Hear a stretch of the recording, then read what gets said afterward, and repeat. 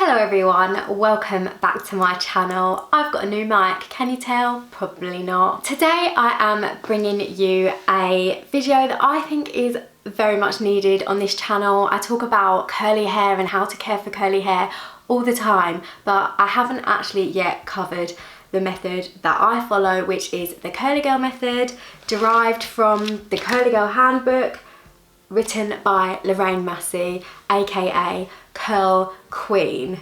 So I'm going to split this video into a few different sections, if you like.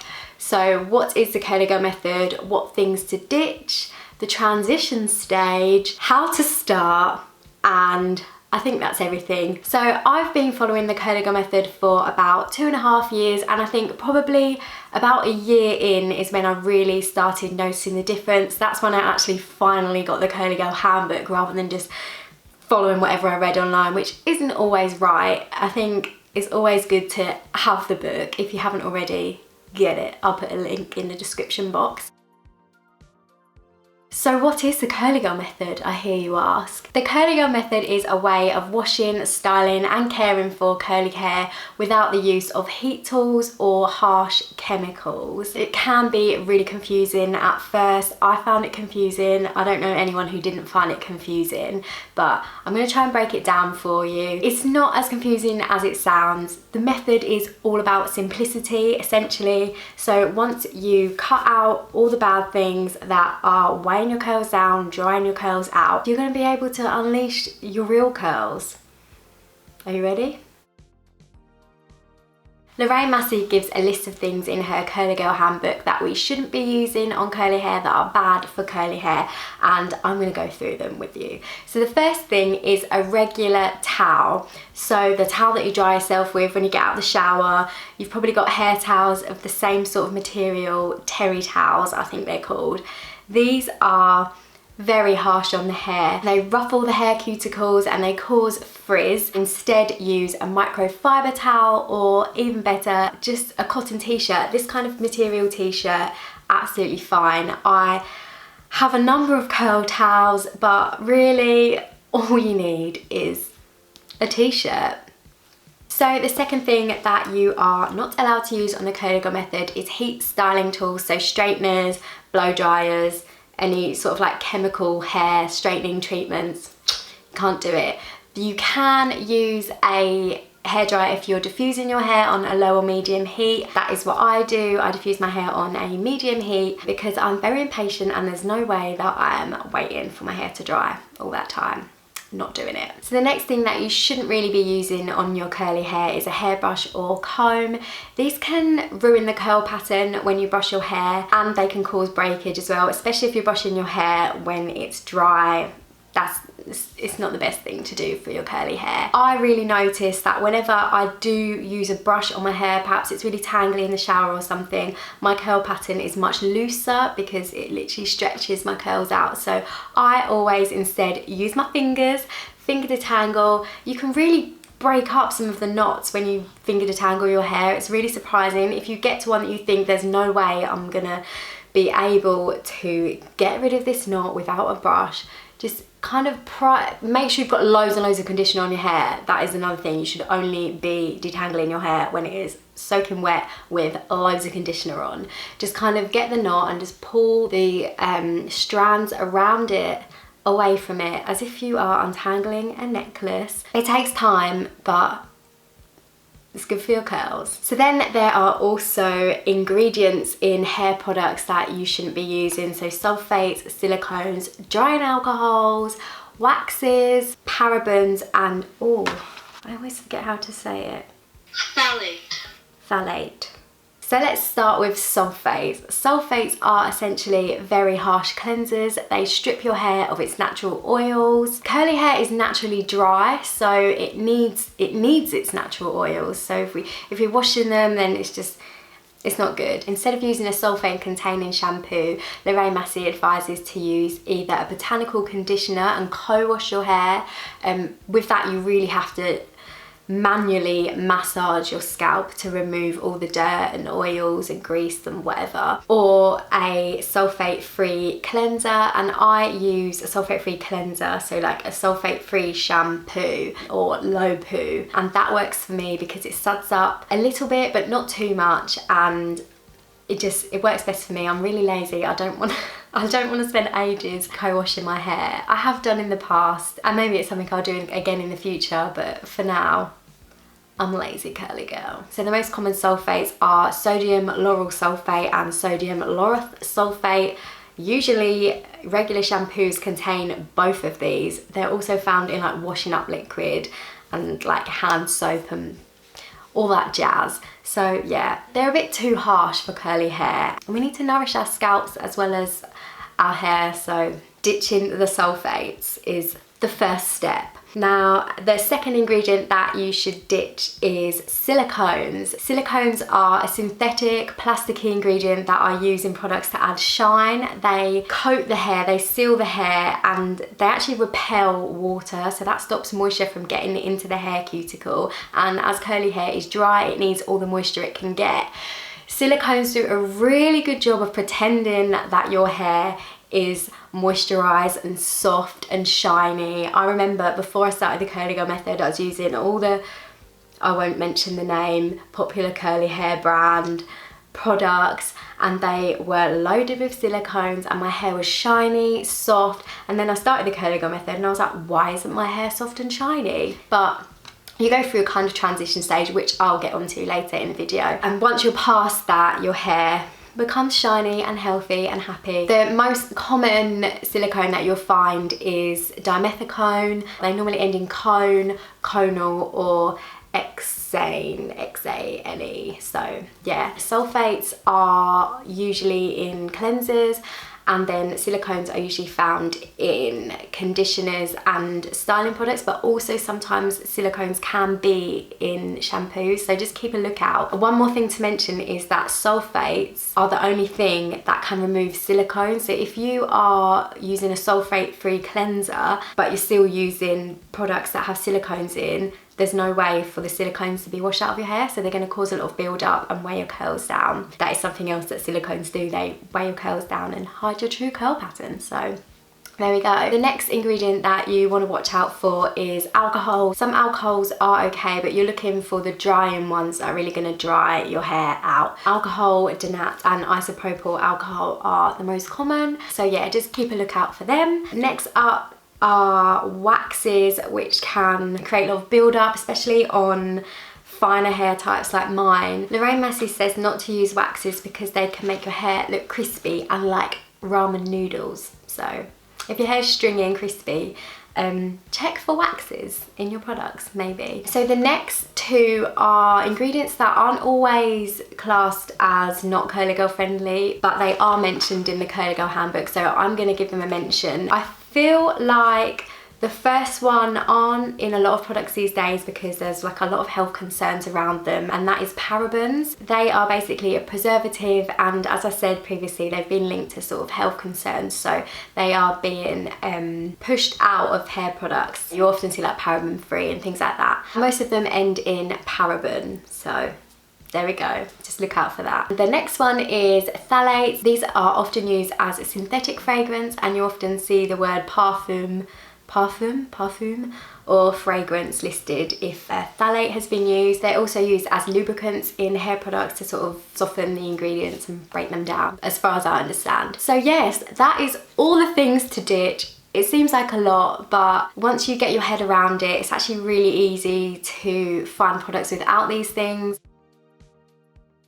The next thing that I want to talk about in this video is the transition stage, which people don't always talk about. I get so many messages from people saying, I've been following the curly girl method for 2 months, my hair is greasy, frizzy, it's never looked worse, what am I doing wrong? The answer is, you're not doing anything wrong. It's the transition phase. During the transition phase, your hair may look and feel rubbish, like it may look the worst it's ever been, and you may feel like you're doing something wrong, but don't give up, trust me. Your hair has been used to overproducing sebum, because when the sulfates wash all the sebum out, they then have to keep producing it, but now it's not having to do that, and it's kind of like, what's going on? There's no sulfates washing all my oils out. So in this transition phase, your hair is trying to rebalance itself, so it may overproduce, as I said, but after like a few months, then it should balance itself out and your hair shouldn't be as greasy. Just make sure during this phase that you are properly cleansing your scalp every time you cleanse it. If you need to do 2 washes with a sulfate-free cleanser,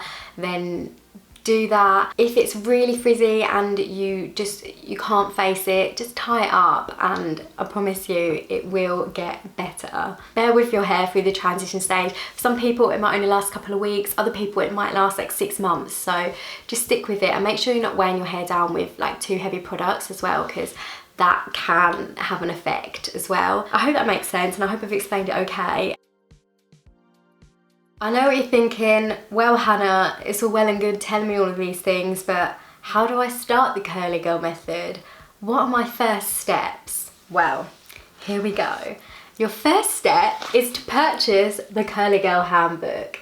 This is going to have way more information in it than I can remember or even think to tell you. It focuses on simplicity. It sounds so confusing, but have a read of this and you should be able to get your head around it, rather than having all these sort of like conflicting informations from online. There's a lot of new things that have been introduced since this book came out, and sort of like protein moisture balance and things like that that aren't really touched upon in the book, and they are important too, but if you're just starting out, then you've got to just follow the basics. Step 2 is to do a final sulfate wash.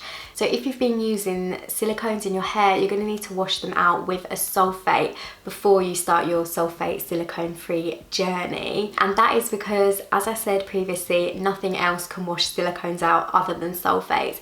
Be mindful of the fact that some shampoos do contain silicones, so just have a look for that. If you're ever unsure about whether or not a product is curly girl friendly, there are a couple of resources that I would recommend, and they are isitcg.com and curlsbot.com. They're not always 100% accurate, but the majority of the time they are, and one of them breaks down the ingredients and tells you whether they're curly girl approved or not. So yeah, have a look there, but if not, Naturally Curly has a lot of information on ingredients as well, so yeah, check those resources out. Number 3 is to ditch any negativity towards your hair. Curly hair is fabulous. You may not think it right now, you may not think it while you're going through the transition stage, but it is, and you hopefully on this journey of healthy curly hair will learn to love your hair. My curly journey has been so much more than curly hair for me. It's been kind of like a journey of like self-acceptance and gaining confidence. So the next step is for you to stop using all of the harsh ingredients that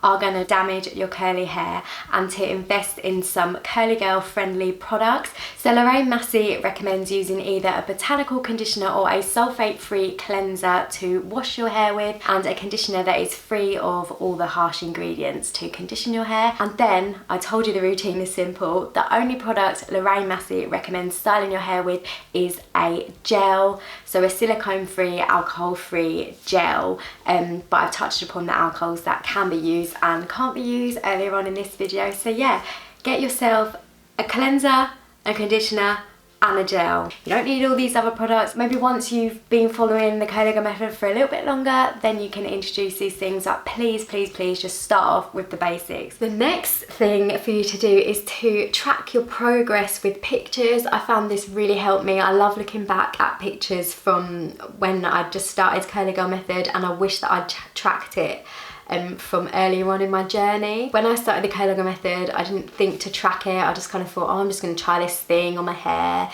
see if it works. I didn't really realise the extent of which my hair would change. It's been very transformative for me, and I love doing Transformation Tuesday posts, even though I haven't got that many pictures of my hair before. But yeah, definitely track your progress, because on bad days when you think, like say you're 6 months or a year in and you think, oh, I'm having a really bad hair day, my hair's not doing it, it's like it hasn't progressed, then you can look back at pictures from beforehand and be like, oh, actually this is how far my hair has come, it is working. So it really does help. I find that having an Instagram account really helps me as well. So that's something that a lot of curlies do, sort of start like a curly hair journey Instagram account. There's loads, there's so many on Instagram. It's amazing, curly hair community of Instagram. And that brings me on nicely to my next step, which is to follow people on Instagram for inspiration and curly hair tips. I've mentioned this previously in the video, but Instagram is where I learn a lot of curly hair tips. When I first started out, it was an amazing resource for me, and yeah, you can get inspiration and stuff from people, but try not to focus too much on other people's hair being your hair goals. I have so many people, God, I love to brag, but I do have a lot of people comment on my images on Instagram saying, I wish I was you. I don't even want to be me most days, so I'm very honoured, and I wish I had your hair. Your hair's perfect. Firstly, my hair is not perfect. It may be perfect to someone else, it might be the ideal hair to someone else, but it's not perfect because there's no such thing as perfect hair. So yes, immerse yourself into the Instagram community, follow people for inspiration, but let your own hair be an inspiration to yourself, you know, like track your progress, look back at those pictures, think, oh, I've inspired myself now. Try not to get too sucked into comparing your hair to other people's hair, because I've been down that road before and it just makes you feel like rubbish basically.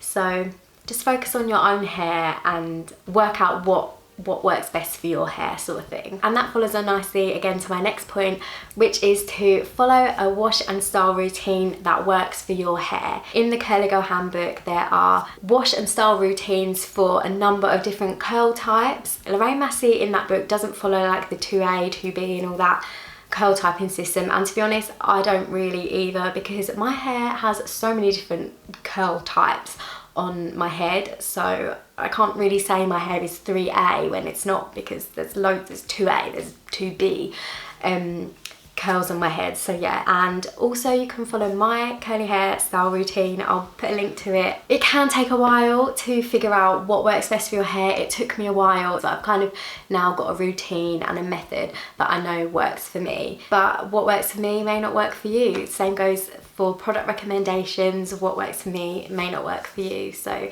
it's all about trial and error, this process, unfortunately. And that brings me to the end of this video. The main takeaway from this is that the Curly Girl method takes time. It's not an overnight process.